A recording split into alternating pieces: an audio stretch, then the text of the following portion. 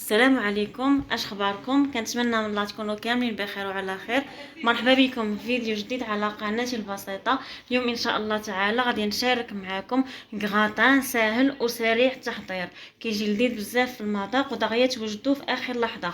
نبداو على بركه الله في المقادير. كنحتاجوا ليه هنايا كميه ديال البطاطا اللي كتبقى حسب الرغبه اللي طلقتها في الماء والملح. بالنسبه للتوابل ما فيش كثره التوابل، عندنا غير القليل من الملح، ما تكثروش الملحه حيت البطاطا مسلوقه في الملحه، وقليل من الابزار تقريبا واحد 4 معالق ديال الابزار، فصوص من الثوم، تقريبا 2 معالق كبار ديال القزبر ومعدنوس اللي مقطعين هكا رقيق. عندنا كميه ديال الجبن اللي كتبقى اختياريه، ديروا اي نوع ديال الجبن عندكم. ربع تقريبا كاس ديال الزيت اللي مخلط بين زيت زيتون وزيت نباتيه، وعندنا هنايا 2 مطيشات اللي قطعتهم دوائر بهذا الشكل هذا. بسم الله، نبداو على بركه الله. اول حاجه غادي نوجدوا هذا الخليط هذا اللي كنحكوا فيه الثومه. بالنسبه للثوم والقزبر ومعدنوس كديروا الكميه على حساب مطيشه او البطاطا اللي دايرين. غادي نضيفوا دابا هاد القزبر ومعدنوس والملحه والابزار. بسم الله،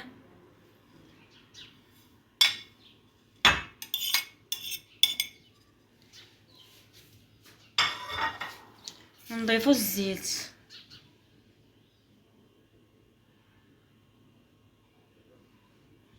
غادي نخلطوا هاد العناصر مزيان. خديت مول هنايا اللي دهنته بالزبده، غندير فيه دابا اول حاجه كخطوه الاولى دوائر ديال المطيشه.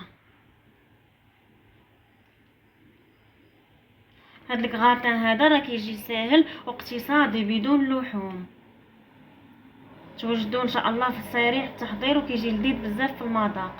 نتمنى تجربوه.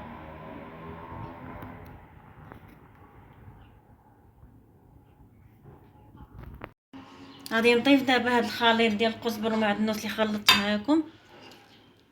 كنضيفو غير نصف الكميه، والنصف الكميه الاخرى كنديروها مع البطاطا. غادي نوزعوها بحال هكا. غادي نضيفو دابا الدوائر ديال البطاطا فوق مطيشه وهاد الخليط اللي درنا. بسم الله. من بعد ما وزعنا البطاطا بهذا الشكل هذا غادي نضيفو الخليط ديال القزبر والمعدنوس والثومه. كيجي هاد الكراطان هذا بنين بزاف، ما تشبعوش منه، كيجي لذيذ.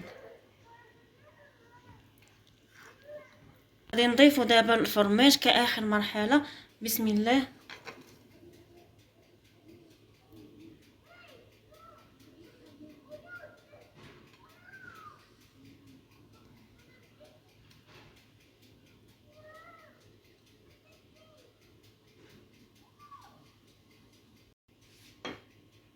نضيفوا الكميه المتبقيه ديال الجبن، غادي ندخلو دابا ان شاء الله للفران اللي سخون من قبل. شعلوا عليه من التحت ومن الفوق حتى كيتحمر.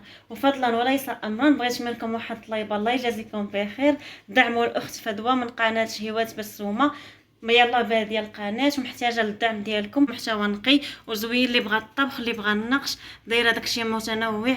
الله يجازيكم بخير، عاونوها بالبارطاج وعاونوها بالاشتراك في القناه وفعلوا الجرس باش تبقاو توصلوا بكل هو الجديد ديالها. الله يجازيكم بخير، وما تنساوش لي لايك ديالكم، عاونوها بهم. الله يحفظكم الله ينوركم. نتلاقاو ان شاء الله في الشكل النهائي ديال الفيديو. الشكل النهائي ديال الكغاتان ديال اليوم، شوفوا ما شاء الله كيفاش كيجي معلق بالفرماج ومحمر. كنتمنى ينال اعجابكم، وفضلا وليس امرا ما تنساونيش من الاشتراك في القناه، اشتركوا فيها وفعلوا الجرس باش توصلوا بكل ما هو جديد. وشكرا لكم على الدعم ديالكم والتشجيع ديالكم. وكنتمنى من كل قلبي تجربوا هذا الكغاتان حيت كيجي بنين بزاف بالمذاق ديال الثومه وكيجي زوين. نتمنى ينال اعجابكم. نتلاقاو في فيديو قادم بحول الله. مع السلامه.